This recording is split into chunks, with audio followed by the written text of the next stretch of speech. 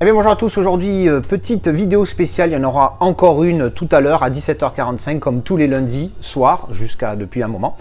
Mais là je voulais faire une vidéo spéciale sur ce film parce que l'actualité me pousse à faire une vidéo donc sur ce qui se passe en ce moment, qui peut faire flipper certaines personnes. Alors je suis pas là pour donner un avis sur il a raison ou il a pas raison, c'est juste que j'ai instantanément fait une relation avec des événements réels, mais aussi un film. Donc on reste dans le sujet de la chaîne.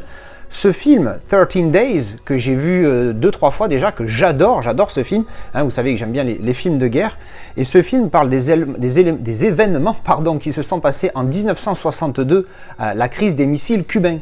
Donc petite historique rapide, hein, en 1962, alors je sais plus le nom du secrétaire général de l'URSS à l'époque, je crois que c'était Gorbatchev ou Khrouchtchev, je sais plus, excusez-moi ça, à la limite on s'en fout, veut envoyer des missiles nucléaires à Cuba.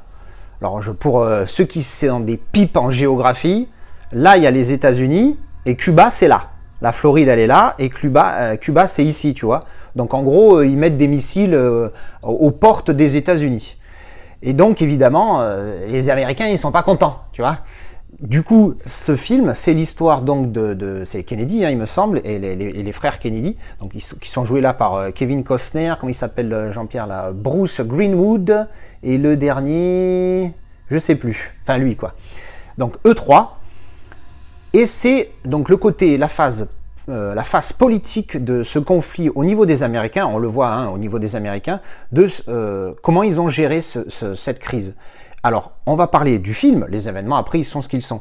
On va parler du film. Là, j'ai mis le film que j'ai trouvé sur YouTube en mode à l'arrache. Hein, c'est même, je crois, une version espagnole. J'ai mis ça à l'arrache. Bref. Donc, le film est génial parce que t'es un petit peu sous tension. Pour ceux qui ont vu Argo, avec Ben Affleck, au niveau de la tension, c'est un petit peu le même délire. C'est-à-dire que tu es tendu tout le long du film, tu te dis, nom de Dieu, qu'est-ce qui se passe, tu vois. Surtout qu'en plus, moi, cet événement, la première fois où j'ai vu le film, ça remonte à un petit moment, je n'étais pas au courant des événements historiques réels. Du coup, pour moi, j'ai regardé un film de fiction, tu vois. Je me suis dit, qu'est-ce qui se passe? Et après, j'ai appris qu'en fait, ça s'était réellement passé. Et alors après, est-ce que ça s'est passé comme on le voit dans le film? Après, encore une fois, ça reste un film. Mais bon, du coup, les événements de nos jours, hein, je filme ça, donc nous sommes le 28 à 2h34, oui je suis un petit peu nocturne, bah, du coup ça m'a fait penser à ça, et j'ai pensé instantanément à ce film, et je me suis dit que c'est vrai que quand on écoute les médias de merde, je ne développerai pas de plus, on n'entend qu'un son de cloche tout le temps le même.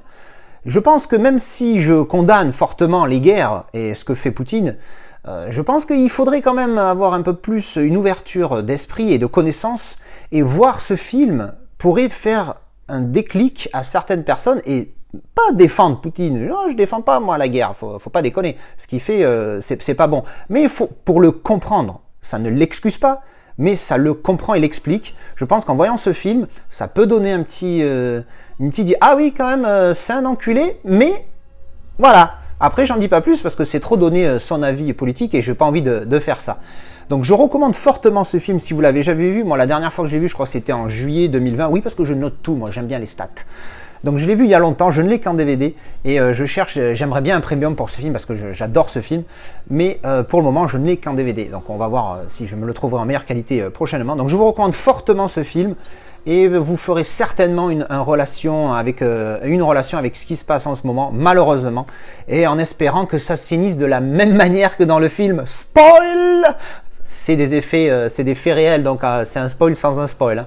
Mais le film, je vous jure, il est vraiment excellent, et on est tendu du string tout le film, et franchement, c'est un film de 2000, hein, il a 22 ans le film. Donc voilà, c'était une petite vidéo comme ça, je sais même pas quand je vais la publier. Écoutez, comme d'habitude, je vous retrouve dans les commentaires si vous voulez en discuter. Et rendez-vous tout à l'heure à 17h45 pour une multi-avis. Je sais plus ce que c'est les films parce que j'en vois trop. Voilà. Allez, merci d'avoir regardé cette vidéo et à la prochaine. Tchou!